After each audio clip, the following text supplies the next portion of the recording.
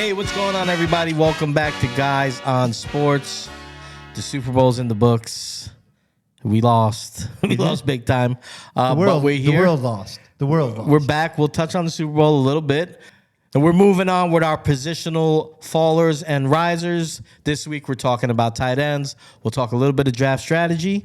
We will single out one tight end that will move up into the top 12 at the position and one that will fall out of the top 12 that was there this season. But how are you guys doing? Before we get into our questions, what you think about the Super Bowl? Oh, shit. Yeah, so, I'll be honest. I think I told last episode I went to see a Broadway musical. We recorded the game, TVR'd it, and we have not watched it yet. We have not watched it because this looked bad. Like, it looked like it was... There's nothing to watch. Yeah. Looked like the national championship. Yeah. A couple scores late that made it look closer than it was. Oh, that was garbage time. That was terrible. And to be shut out up to halftime was fantastic. Not seeing a catch out of Kelsey until halftime was fantastic. We had a volleyball weekend. Like I said, if my daughter would have made the championship game, I would have much rather watched the championship volleyball under 13 game than I would have the Super Bowl. Utterly ridiculous. I am pissed that I lost some money. I lost some money. I lost a lot of money on Patrick Mahomes. Well, I placed a bet for a touchdown and a proposal by Travis Kelce. Stupid bet. I think if they would have won, I think he was taking an E. Well, what were the odds that you got on this dumb bet? It was good. Like I think I put $50 down and I would have won it was almost 1,000. It was good. So yeah, that's pretty good. Yeah. And here's the deal: he couldn't take a knee after that beating. He couldn't. No. But you know what? He wore. You know what? I respect this about the Kelsey thing. He wore the ridiculous outfit he wore into the game. It's a great outfit. After the game. Yeah, great outfit. Mahomes wore the green suit before the game and then chickened out and wore a T-shirt to the podium. Like if you wear the green pissed. Eagles color before the game, you gotta, don't be a punk and then change out of it. You gotta wear that after the game. But he was pissed. He is a punk. That is the only good thing that came out of the game. Now that they lost, I can kind of like Mahomes again because I do. Like I kind of like Mahomes. Well, good. We're gonna talk about him a little bit here. Did you have something to add? No, I don't hate Mahomes. I don't like his crew, but I don't mind Mahomes. Yeah, we don't like his posse. All right, so here's the question. Who is more likely to win a Super Bowl in the next 3 years? Jalen Hurts or Patrick Mahomes? Let me set this up for you. Does the Super Bowl that we just watched change any of your perception about Patrick Mahomes? Like, no hot takes, but does it change anything there? And the Eagles team, where they're at roster-wise, cap-wise, does that make you look at the next 3 years different? So, Mark, who wins one? Who's more likely to win one? It doesn't change my perception of Mahomes. It changes my perception of, I guess, Andy Reid coaching style and not being prepared for teams to pivot to catch up to that offense. CJ Gardner-Johnson had a callback from a tweet that he had back in 2023, and he said, "Run this back on grass, see what happens. Our D-line beats up your O-line," and came true. I don't think it sets up well for the Eagles, even being defending champs, to necessarily say that they'll get there again before Mahomes. Because honestly, I think they had a very fortunate road, right? So they had Green Bay, the 7th seed that they beat up on. Then they played the Rams, who, let's face it, Matt Stafford is past his prime. That defense not the greatest. And then they faced Jaden Daniels, a rookie quarterback, in the NFC Championship game with a team that probably overperformed, all while not having to face a Detroit team that was absolutely decimated, right? They had 13 starters that were injured for that game. So, I think this was probably Detroit's year. I think Philly really capitalized on not having to face super stiff competition in the playoffs. So I think that changes. I think Detroit's going to stay strong, and if they're still healthy at that time of year, it's going to be a little bit more difficult for Philly to get there. A couple of teams that are on the rise, a couple of coaching changes in the NFC that I think are going to be beneficial to fringe teams that will end up taking a leap this year. And, the AFC is what it is, provided that Kansas City doesn't lose a whole lot. I think Kansas City is going to be right in the thick of things for years to come. What do you think, Rock? Yeah, so effective cap space. Chiefs are negative $2 million right now. The Eagles are about $14 million, but I think there's a lot that's going to change. To be honest, I think we've seen the last of A.J. Brown on the Eagles. There was a lot of smoke all season. They won the Super Bowl. Maybe they bury it, but I don't know about it. I don't think he's happy in that offense. I think he wants to be a true number one, and I don't know that you can be a true number one on a team where you've got Jalen running the ball and Saquon. So I expect that he might leave. I'll give it to Howie. He is a good, developer of talent. He does draft really well, and he does normally win in trades. I'm nervous about Detroit because of all the losses to their coaching staff. And, it scares you. Winners lose their staff, so I get it. I still think KC's got more in the tank. I think that they're going to get out and get a true number one receiver this year. And maybe Xavier is developing into one. Well, you got Rashee Rice coming back from injury. Yeah. And I think that they're going to figure that situation out. I still think Mahomes is more likely to win in the next 3 years than Hurts. Yeah. I'm going to push back before you go, and I want to see you could respond to this. At the risk of eliminating my bias here, I think Mahomes and Reed have a much more perilous trek to get back to the Super Bowl and just to exist in the AFC going forward. I think the Eagles, you can bring up Detroit and you could bring up probably the Niners. And I think outside of that, there's nobody that really scares me in the NFC. I do think Detroit, they're going to be affected by losing their offensive their OC, their DC. That also took a lot of their positional coaches along with them for the ride. Jared Goff has been really good, and then we have seen now twice in big games, including his Super Bowl appearance, where he couldn't really be a difference maker, and maybe that's on the coaching staff being overzealous in those spots. But all that to say, Philadelphia is set up. They have a bunch of their best players under contract in their primes, a young defense that looks really good under Vic Fangio that went from like the 31st ranked last season to probably a top 3. I got to look at the numbers. I don't know what they were, but they looked dominant in that Super Bowl. And I think, unfortunately, that it's going to be tough to dethrone them. Did they have the strongest road to the Super Bowl? No, they didn't. But I do think that playing Stafford and the Rams defense, which actually was good the second half of the season, they almost lost that game. And that's because Stafford did look halfway decent in the snow. I don't see the team that's standing in their way. With KC, Burrow wasn't even in the dance this year. I see Burrow's still there in the way. The Bills are going to be better. I'm not saying they can't beat them, but I still think those roadblocks are there. Denver's going to be better. San Diego. The Chargers are going to be better. I just think there's a lot more roadblocks in the way for them.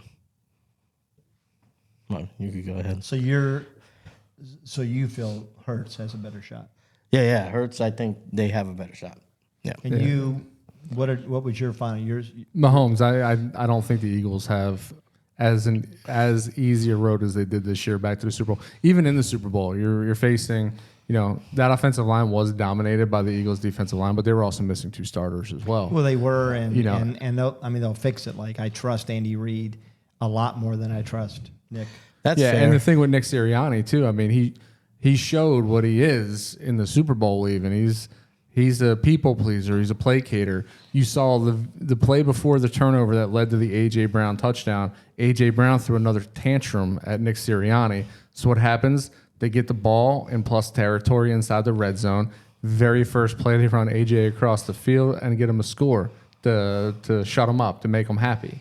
So, yeah, I think that's a done situation. I think coaches should be coaches and manage their players. They should not allow their players to manage them. I don't think you have to go out necessarily and immediately feed A.J. Brown the ball on the very next play after. I agree with you, the premise, but it's hard for me to argue with a team that just blew the Chiefs out, and the play call you're talking about, they didn't they score or I mean, they didn't even get Saquon in the end zone, right? No, but the Chiefs kind of feels like Walter Payton in Chicago. The guy that gets you there. It's a lot different. No, They put the fridge in. Let's face it, Saquon got them there. Yeah, but Walter Payton needed to get in the end zone because he was at the end of his career, and he had been a lifelong Bear, and he was the franchise. He played for years afterwards. The point was, but he was the guy. Rode Saquon. I mean, the guy had the greatest season ever from beginning to end of any running back in history for total yards. And I mean, it was to not. And he doesn't care. Trust me. That's the only reason why I wanted Philly to win, because Saquon is such a humble dude. You're making me an Eagles apologizer right now, but I just don't see what you're. Saquon, like, they won 34-0. Yeah. Saquon won a Super Bowl. But I think what he's saying is, the Chiefs, you can see from the first drive. The point is they were geared to stop Saquon. So you do what any good coach would do is you throw the ball. Yeah, but this is what I saw. And I think what he's saying is the Eagles won. Yeah. And they look more dysfunctional than the Chiefs. The Chiefs looked pissed that they lost. They rallied around each other. Meanwhile, in the Super Bowl, the most meaningful game. Yeah, Nick is having to negotiate. Yeah, that's around fair. an ego. With him, the one guy, that's fair. But they also won with the guy. So if he leaves, he leaves. But the Chiefs, I'm much more worried about the Chiefs. Who's their guy going forward? The reason they look so they have no playmakers. Xavier Worthy, maybe. They lost their playmaker in week 4. But not only that, they pick up a number. No, they pick up another running back. Maybe he was top 2 wide receiver. We don't know what he's going to out. look like coming back. Listen, you draft Quinshon Judkins. That's not a person. It is. That's not his name. It is. Okay, go ahead. What do you call him? Say it again. Quinshon Judkins. Okay, I thought he was talking about Quinyon Mitchell. Yeah. No. You draft him as a power running back, as a duo to Pacheco. They're good. Their backfield is fixed. They need some work there. Okay. They maybe need, Rashee Rice to prove that he was who we thought he was.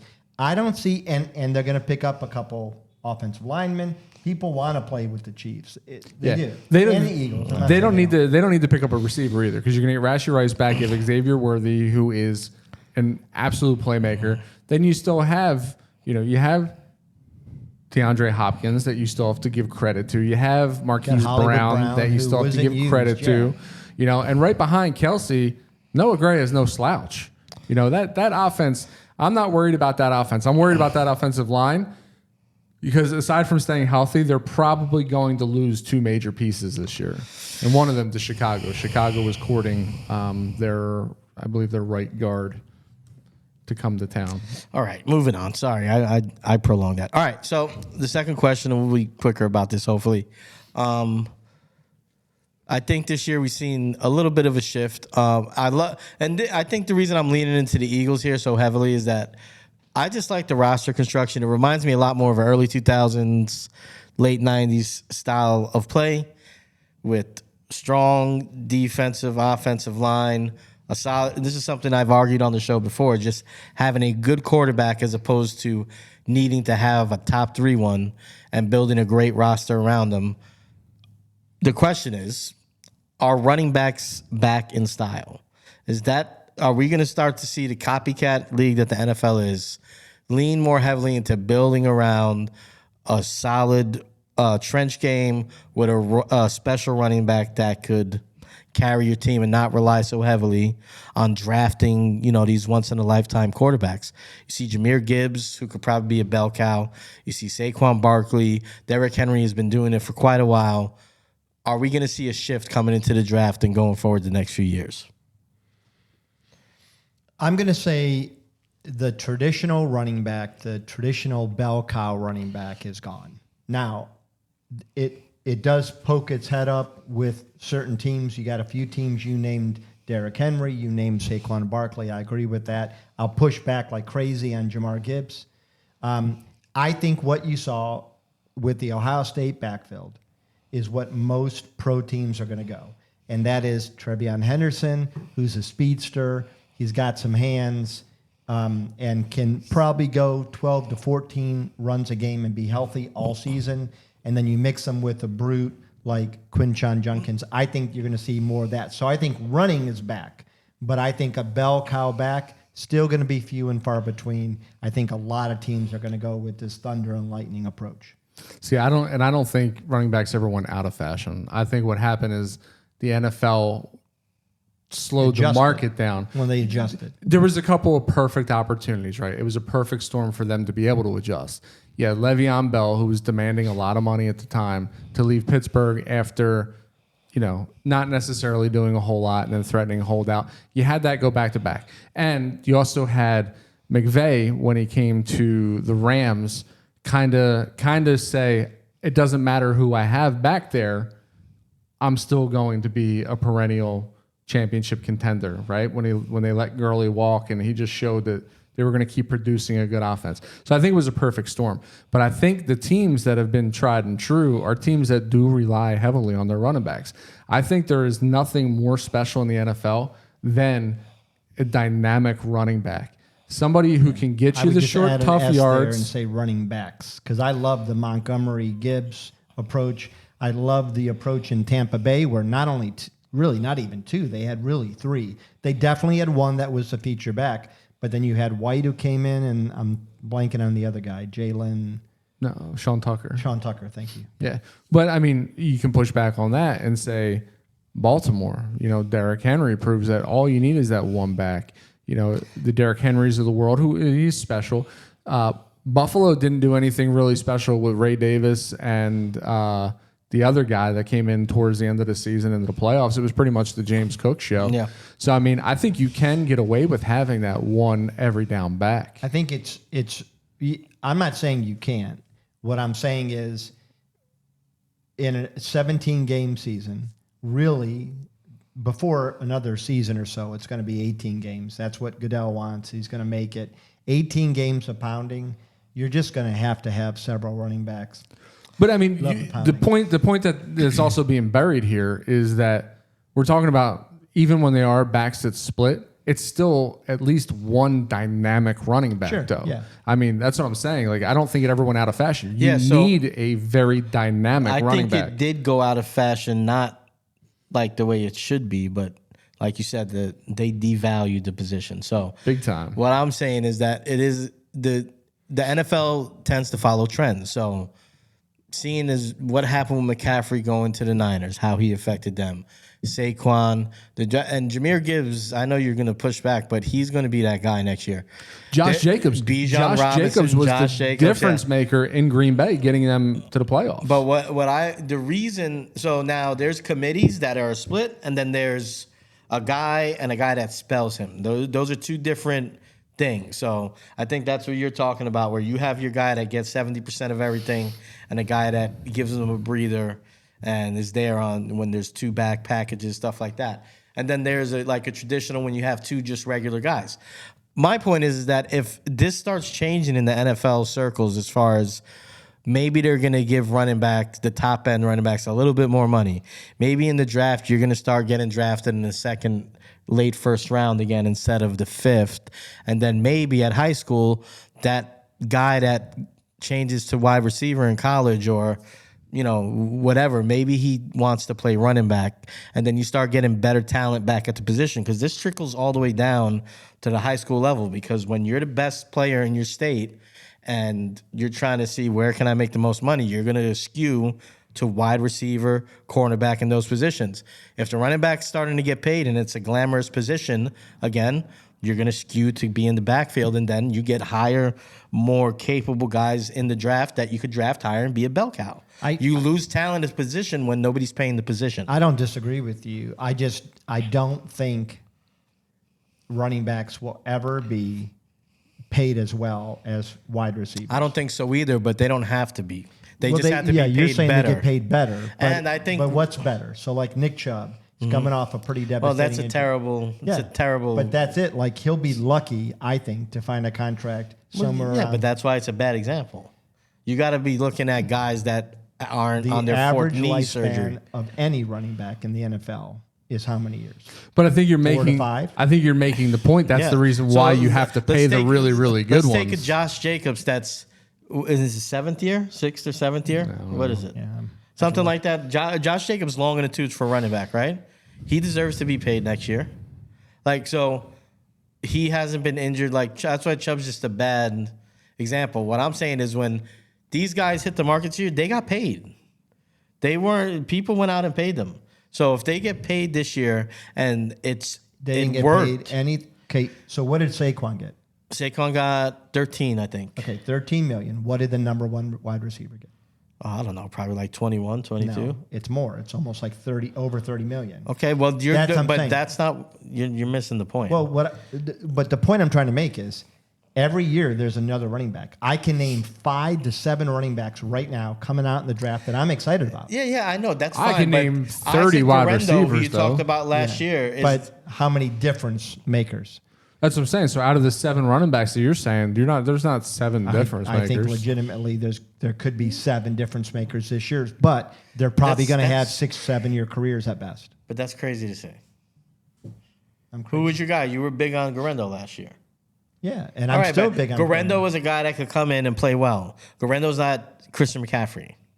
Those are Right. different guys. No, but I never said I know, but when you said he say was the I know when future. you're I saying said you're he could be. excited about him Yeah. and there's 7 guys. No, I'm talking about getting guys that instead of playing wide receiver are going to you get your Christian McCaffrey level guys playing running back, and that's how you change the dynamic. But I do think teams are going to lean more into the run game. I mean, you've seen the proof in the pudding. Defenses have adjusted to the pass game. The new barometer is going to be set this year with This, whoever year moves coming up up is to get Jacob's Ashton Jainty. Who? Oh, 7th year for Jacobs coming up.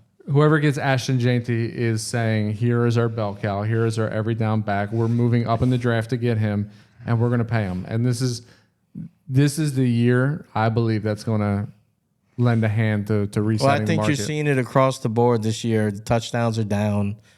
Defenses have been the pass game is not what it's been the last 5 years. And I think that's because it takes time. Defenses are catching on to the quick game and all that stuff that they're doing. They're going to have to reinvent themselves on the offensive side of the ball. I think why teams have been hesitant is because I think it's a little bit more difficult for running backs to pick up the new team than it Because is they for have to wide block. receivers. A lot of blocking involved. So I think that's the reason why they tend not to pay them, because they don't see them transitioning and being as productive as on their new squads. However, that theory has fully been laid to bed this year with Derrick Henry, with Saquon Barkley, with Josh Jacobs, with Joe Mixon. These were all guys that left for bigger money and produced at a very high level. Yeah, I think the Saquon Barkley season changes things, and Jahmyr Gibbs too. I think Anyway, I think for you guys to say that all those running backs you just named are Saquon is ridiculous. who said that? Kind of. You're kind of putting him in this. Joe Mixon's not Saquon. No. Joe Mixon had a good year. No, He's what saying I'm guys saying that is change dominant teams. running backs that change teams and pick up where they left off and produce even more. But it's 1 year. It's just 1 year, Yeah, I Anyways. think you're so wet on this, dude. All right, so we talked about that long enough. If you like that conversation, I thought it was pretty good. Please like and subscribe. Hit the notification bell. Go to the YouTube. Follow, comment. Anywhere you listen to podcasts, we're back on Apple Podcasts and Spotify. You can check us out, Guys on Sports, Guys on Draft. Go to the TikTok. Show as much love as you can. We need it. We want to keep this going. We love you. We're going to move on to the tight ends and our draft strategy for tight ends. Redraft, dynasty. I think for tight ends, it's all kind of the same. I find, you guys let me know what you think, but I find that most leagues, there's 2 kind of guys when it comes to tight ends.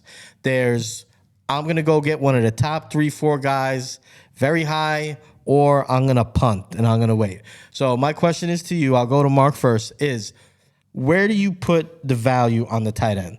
Now, do you look at your lineup and say that tight end spot, I'm going to punt, let me just get 8 to 12 points, and if I'm lucky out of that and really focus on the rest of my roster? Or are you trying to hit a home run there knowing that a lot of guys are going to do the latter? I mean, the former. So there's a couple different strategies that I have with tight ends. Last couple of years, I've been snake bitten by putting way too much stock into Kyle Pitts, thinking that I can wait on tight end. Well, welcome to fantasy. And get production, and it just hasn't panned out. So I do exactly what you're saying in that I evaluate my roster, and if I get to a point where I feel comfortable that there's still a tight end on the board that I can get as a floor wide receiver 2 production and as a ceiling get wide receiver potentially 1 production from week to week is when I will then pounce on tight end. Okay. So obviously in recent years, it was Travis Kelce, right? His stock got a little too out of hand because you were now paying first round stock for Travis Kelce, right? But say in the instance of now you're waiting for, let's go with a couple guys that hit really big this year, right? Brock Bowers, Trey McBride. Yeah. So if we get somewhere, and again, they weren't first round material, right? Not even second round material last year. So if I get somewhere in the 4th, 5th round and one of these guys is lingering around, all the wide receiver 1s are definitively off the board. The better wide receiver 2s are definitively off the board. All of your impact running backs are off the board. Now is when I'm jumping. I'm going, all right, I'm getting a tight end that I will get wide receiver production out of. So 3rd round, you got 2 top-tier wide receivers on your roster already. Are you pulling the trigger on Brock Bowers over like a RB2? Over an RB2, definitely.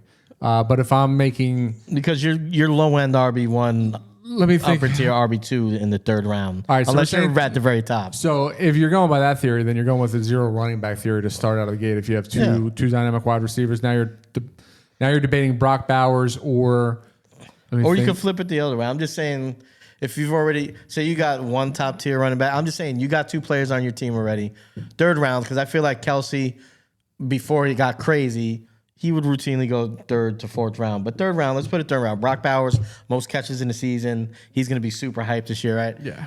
Is he, like, do you look at that position? I'm going to have the best tight end in the league, and I could get a wide receiver in the 4th round that's pretty comparable in the 3rd. Yeah, so let me give you a scenario. So 3rd round, I'd be looking at Brock Bowers versus, say, Josh Jacobs or Joe Mixon. Yeah. I definitely take Bowers there because after 4 or 5 tight ends, there's a pretty steep drop off. Yeah. Whereas with Mixon and Josh Jacobs, I come back the next round. There's not a steep drop off between those 2 and James Cook, right? Or who else will be there? Ramondre Stevenson might have a bounce back year. Maybe. Tyrone Tracy's going to be there in the 4th round. Yeah. And he's going to go pretty high this year. I think getting a premium tight end is definitely, unless you are somebody who likes to get 3 middling tight ends and play that week to week matchup bullshit. Yeah. I think it's a recipe for disaster, and you should go out and you should get a definitive tight end 1. I mean, you mentioned that tactic where you kind of stream, you pick up wide receivers and Yeah. Well, I mean, let me give you I had Pitts, Kmet, and Njoku and a fucking migraine the entire season, because it was matchup dependent, and oftentimes the wrong guy would produce. Yeah. And it's a nightmare. yeah. I agree with almost everything you said. I think that there is a time to strike on the Brock Bowers, on the Trey McBrides, on whoever you feel like is at top 3 or 4. Although Laporta last season burned people. Yeah, he did. He did. But I understand why the logic. So I made a trade and was able to pick up McBride pretty cheaply. I felt really good about that. But in other leagues, when I couldn't, I just was pretty resigned to doing more research than the other players in the league and streaming, finding that tight end that I felt good after a couple weeks and just snatching them up off the waivers. Last year, my guy was Jonnu Smith. I mentioned him several times on this show, and he honestly blew up. Really had a great season for me. Tight end 4 he finished. So. Yeah, and I was able to pick up the running back 2 that I needed, or another wide receiver, because otherwise I was going to have to make what I thought was a risk to pick Pitts. I didn't have any confidence, but he was the next tight end on the board. And I do think that even this year, coming into this year, I think people are going to overdraft Brock Bowers. Is Brock Bowers a legitimate one? 100%. Can he have that season again? I don't know. They had no wide receivers. They shipped out Adams. Another wide receiver got hurt. Poor quarterback play. Brock Bowers was a recipient of all that love. somebody's going to draft Brock Bowers in the first round, maybe early first round, and I don't think he's going to be worth it. That's just me. But, tight ends are kind of a minefield. All right, so we're going to talk about our risers and fallers. So we're going Mark and Rocky are going to pick one tight end that they believe will move up to be a top 12 tight end, i.e. a starting tight end in your 12-man leagues. And then they're going to select one tight end that was that guy, a top 12 starting tight end in your 12-man leagues that can fall out. And then they're going to make their case as to why. So we'll start with Rocky because, Mark, you went last. All right, so my riser, it's a little bit of a cheat here because he actually finished as the tight end 11. I know we're supposed to go outside the top 12, but I have a feeling, I have a suspicion that this guy could be within the top 4 tight ends next year. Okay. And I think he's a guy that, like Mark was saying, I think you could probably draft him in the second, maybe third round even, maybe even a little bit later because people are going to cool on the entire situation. That is David Njoku in Cleveland. And here's his stats. Up to week 11, let me reset this. He missed 6 games out of 17 games last year. Yeah. Finished number 11 and missed 6 full games.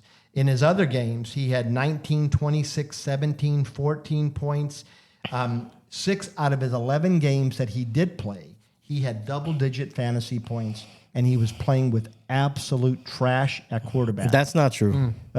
Winston's a good quarterback. Jameis Winston's not. Don't disrespect Jameis Winston. Jameis Winston's a good quarterback. Okay. They play from behind because of his interceptions, but he missed 2 games with Jameis. All right, yeah, but don't say absolute trash. It's absolute trash. The not trash. quarterback position in Cleveland last year was a mess. Yes. It just was a mess. That's fair. You had a terrible first part of the season with Deshaun Watson. He got injured. Then you tried DTR. You tried Jameis Winston. Went back to DTR. They even had the other guy. I'm blanking on his name now. No idea. It'll come to me in a moment. David Njoku was in rare air when he was healthy and when he was in even a decent scheme, was absolutely wide receiver tight end top 5. So he's my biggest riser. Again, a little bit of a cheat. He was number 11. Just a little bit. But I think he is somebody who, if he's healthy, with any type of quarterback, even Kirk Cousins, the guy's going to probably be. I say we allow to cheat. What do you think? I think to make a case for Njoku like that, you have to allow that to stand. The Chief, man. I will implore you to please do not draft him in the top 4 rounds, though, because you can definitely get him in round 9. Well, I mean, which makes it you even drafted more a lot of a more bargain. leagues than me. He's a man of conviction. Which makes him to the point makes him even more of a bargain and a reason why you could enact the wait on tight end draft strategy. Okay. I'm not going to cheat. I want to take a guy who popped off of the list. Here's a guy. Upon reading that I couldn't believe. But then I start to get into the reasons why, and it makes sense. And I think he's going to return to form this year after a down sophomore year. Dalton Kincaid finished as the 30th ranked tight end. He had a lot of hype after that rookie season last year, and he was probably drafted a little bit higher than he should have been, and was probably a major fantasy football team killer. Here's the thing. The dude was playing with a torn PCL ligament in his knee for an extended period of time last season and aggravated his other knee, which is the reason why his target shares were down. But if you go and you look at his numbers through the year, he was middling still throughout the entire season. So he was still putting up 40 to 60-yard games. That's not setting the world on fire. But to do that with 2 compromised knees, if he comes back healthy next year, he will be an integral part of this passing attack.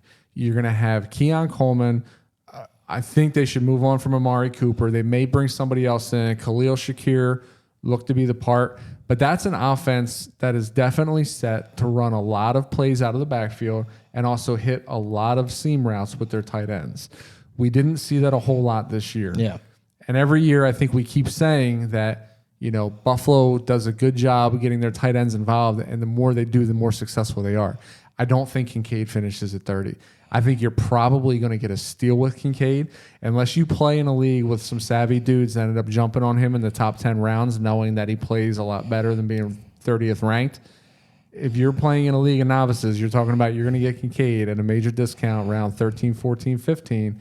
And I think you're going to be happy at the end of the year because you're also going to be able to pair him with another tight end that will be, decently coveted as well. And if you hit on Kincaid, it's going to be a big deal this year. So I think for sure from 30th, he has the potential to move into the top 12. And if all goes well, he'll be a top 6 tight end in the league next year. All right, Rocky, who do you got as your faller? So my faller is not a big surprise, and I wonder if maybe Mark and I are on the same page. This was the tight end number 5 this year, Travis Kelce. Travis Kelce did not look the part. Who? Travis Kelce. I don't know. Swift? Travis Swift? Is that? There you Travis go. Swift. Hey, listen, this guy cost me some money. Get your game face on, score a touchdown, take a knee. $1,000 for daddy. The best hell's wrong with this guy? best meme I saw was there's a paparazzi picture of Taylor Swift and Kelsey on a balcony, and she appears to be giving them shit, and it says 0 catches for 0 yards in the first half, doesn't pay for fuel in the jet, Travis. Yeah, no, it was a poor showing, and honestly, he had a lot of poor showings. It seemed like I'll say the one thing that he still did, even at the end of the year, was when they needed that big play. He had a nice haircut. Yeah, a nice haircut, good dresser. Yeah. He's surpassed football. He is now a star outside of football. But, and he's still capable of running a decent route, finding a seam, getting 1 or 2 passes. But I think the best days of Kelce are over. I think he easily falls out of the top 12. You might need a hand out there on that limb, but I think this is great because I think he's going to retire. I think it's over. I think it's really over. I think he falls all the way out of the rankings. I think he retires. I think it's too much money. No, I think he retires because, number one, let me lay out my retirement plan for Kelce here before you go. Taylor wants to get him pregnant? Yeah, Taylor wants to get him pregnant. No, but listen, the last few years, he's made if you listen to any of their podcasts, him and his brother, he has not hidden that he's contemplated retiring. They've been chasing a three-peat. The dream is gone. He has the podcast with his brother. It's huge. It's one of the biggest sports podcasts in the world.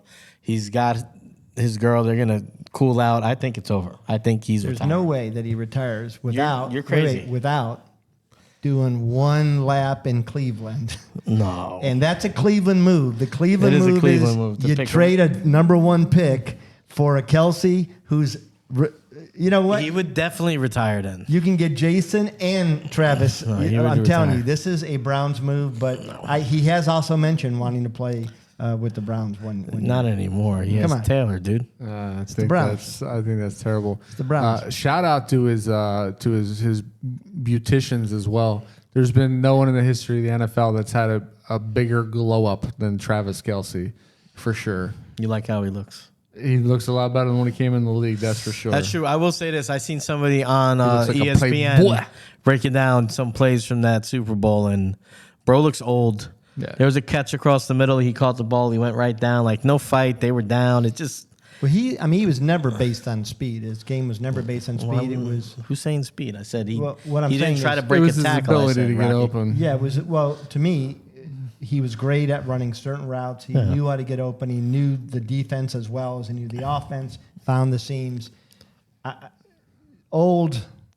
Yeah. No, he's old. Let's face it. I mean, Father Time caught up to him, and he's happy now with Taylor, right? So you can see it in the belt line. He's got a little fat in the midriff. This guy's shoulders go up. He starts riffing. It's crazy. He's done. So my guy, we're Yeah, thinking who's your along. guy? We're thinking along the same let lines. me ask you a question. No. Do you think? Come on, Rocky. Do you think Jesus. he cuts an album? Because that look. Listen, the look, his 70s style. I could see him cutting a. Oh, he's definitely. They're gonna do like cutting an album. they're gonna do a Christmas album or something together for sure. No doubt. Yeah, people buy it. I'm just saying. People would definitely buy it. That's the reason why they're gonna do it. But we were thinking along the same lines. I'm sorry. Not the same dude, but same type of scenario. Number 7 tight end Zach Ertz. I think it's over. I think this set up to be a great final hurrah for a Zach Ertz fantasy Last hurrah. last Hurrah. He he got to play with a rookie quarterback that needed to rely on his tight end. It's the most targets he had since his rookie year. Second most touchdowns he's ever had in his career in a season. I think second most catches he's had in a season as well. Like it's set up well. But I don't think, and I've said it before, I don't think Washington's going to have the same success next year. I think the next man up in Washington, I think they let Ben Sinnott sit behind Zach Ertz to really understand blocking schemes. And what a class move. Similar to how like holding an Aaron Rodgers back behind Brett Favre to grow. I think that's what they did with Sinnott to watch Ertz show him how to develop in this league. And I think Ben Sinnott's going to probably be a force to be reckoned with in the near future. So I don't see Zach Ertz repeating. Definitely not tight end 7. I don't think he's anywhere near tight end 12. I actually like there's probably 6 dudes in the top 12 that fall out next year and are replaced. Wow. Ben Sinnott was somebody who I almost mentioned. I do think that this is a wild jump, but when he came into the league, he had the talent.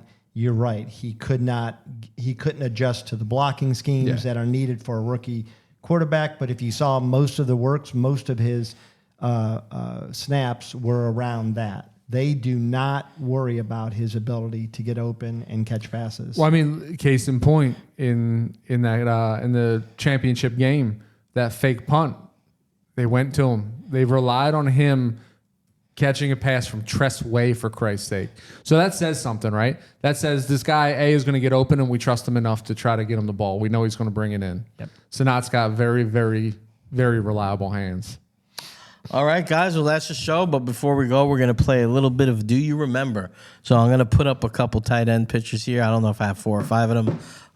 When I'm ready, and you guys, you just got to yell their name out, see who remembers the tight end first. Oh, no. Who's that? Sweetness? Sweetness. Down with Sweetness. Down Sweetness. All right, I'm going to switch. I need you to close your eyes just for a moment while I pull this up, and I'll tell you when to open. I don't think my eyes are good enough to see that far anyway. I'll probably keep them open. All right, 3, 2, 1, go. Oh, Tennessee Titans. Oh, my God. It's We're going to suck at this. nope. We're going to suck. I know him. Frank. Oh, my God. Frank. Reich. 5, 4, 3.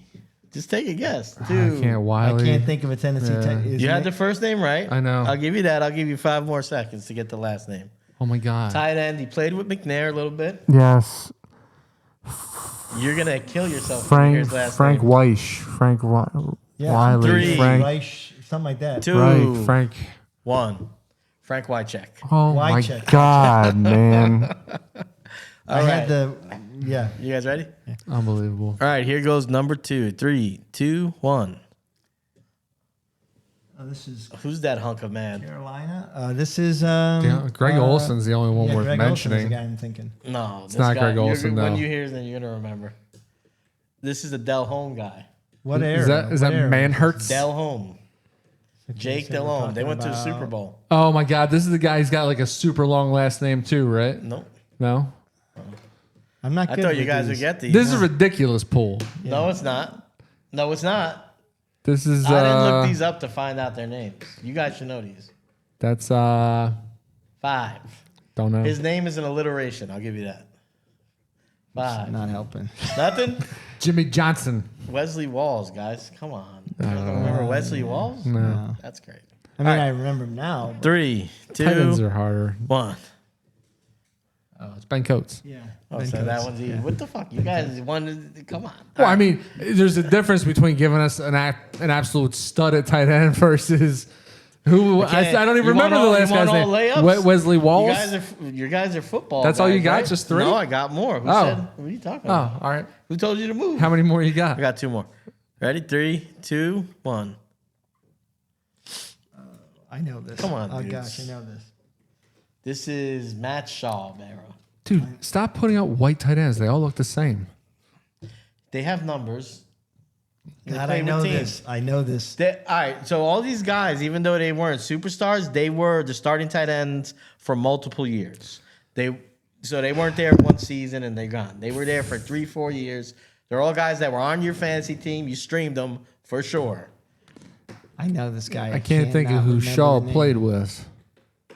Yeah, you can. This is on the tip of my tongue. I can't. Is it David? Nope. David. That's David Carr, son. It's David Carr to you. He did play with David Carr too. That is He was on your team. last name begin with an O? Nope. Begins with a D. 5.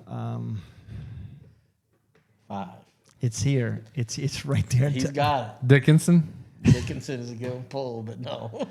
Oh, 3, 2. I can't. Pull Owen it. Daniels. I can't pull Owen it. Daniels. Come on, Can't you pull remember it. Owen Daniels? Yeah, I do remember. I think Owen Daniels played with the Broncos too, didn't he? Yes, he did. I think yeah. All right, last one. I think you guys will get this.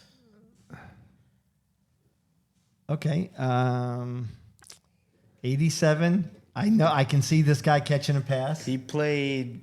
I think he was with the Giants for about 12 years. Yeah, he was after. That's Bavaro with a tan. It was after there you go. Bavaro. Yeah. It was after Bavaro. He was drafted while Bavaro was still there. Played into the late 90s, like 98 or 99. That's another world, man. That's 26 years ago. It's 26 years ago. Is his last name Thomas? No. Who are you thinking about? I don't know. That's interesting. New York Is Giants. it Thomas. Johnson? No. Smith? I'm not going to get this. I'm not going to get this. Slave name? Come on. All right. 3, 2. Howard Cross. Oh my God! Come on, you dude. know I had Howard Howard Cross. Cross on my fantasy You teams live too. in New Jersey. You know who Howard Cross Yeah, is. I had Howard Cross on my fantasy teams. All I right, did. so that was Do You Remember? We'll try to do better next week. I was trying to throw you more curveballs because I felt like Tight the ends last is one was tough, bad. dude. Tight Like, ends is tough. Like, I don't want to do Most kickers tight ends either. are forgettable. Let's call it. I what it is. remembered all of these guys besides, I think, Owen Daniels at first. I knew who he was, but I couldn't remember his name. I had to look up Texans tight ends, but I remembered them. I like the obscure tight end. So Ben Coates, the reason why I know a lot about Ben Coates Coates really is good. Ben Coates, he was my tight end for the longest time in fantasy football. Yeah. I absolutely loved Ben Coates. Ben Coates was Gronkowski before Gronkowski. Yeah. Ben Coates was Antonio Gates before Antonio Gates. But Ben Coates was unbelievable. Frank Wycheck played in the Super Bowl. Yeah, So and that's did, I so knew did Wesley Walls. I knew Frank Wycheck. I just couldn't get his last name out. Yeah, you were close. Nobody got Wesley Walls. I mean, No, Wesley Walls. that's crazy. All right, guys, that's the show. Please like and subscribe. Hit the notification bell. Make sure you go to anywhere you listen to podcasts, search up Guys on Sports and our other show, Guys on Draft. Comment, follow. We need the support. We love you.